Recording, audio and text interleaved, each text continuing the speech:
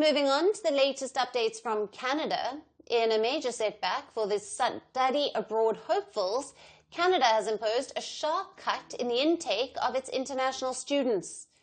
The Immigration, Refugees and Citizenship Canada, or the IRCC, has capped study permits of foreign students to 437,000 this year, down from the target of 485,000. These capped figures will also be followed through to 2026. Now, the revised policy changes have impacted the Indians most, as a little over 30,000 Indian students managed to get study permits in the first quarter of 2025.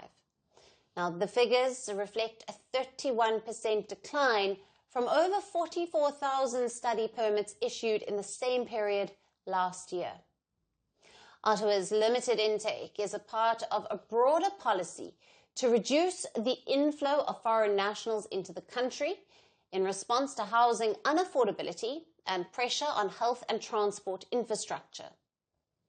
Amid the crisis, Prime Minister Mark Carney has also capped the entry of temporary residents to the country to 5% of Canada's population by the year 2028. To reduce the foreign applications, Canada has further tightened the admission process. It has introduced a slew of changes in its requirements for study permit applications. Applicants now need to show a little over 20,000 Canadian dollars as sufficient funds to apply for permits. Earlier, that requirement was 10,000 Canadian dollars.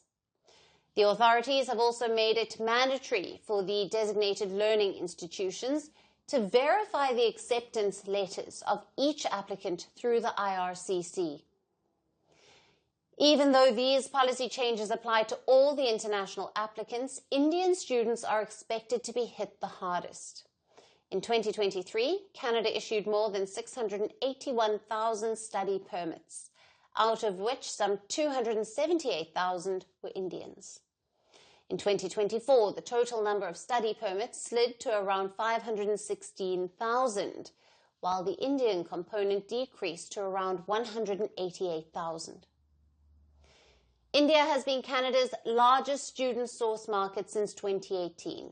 At least 40 to 45% of annual study permits in Canada are given to Indians.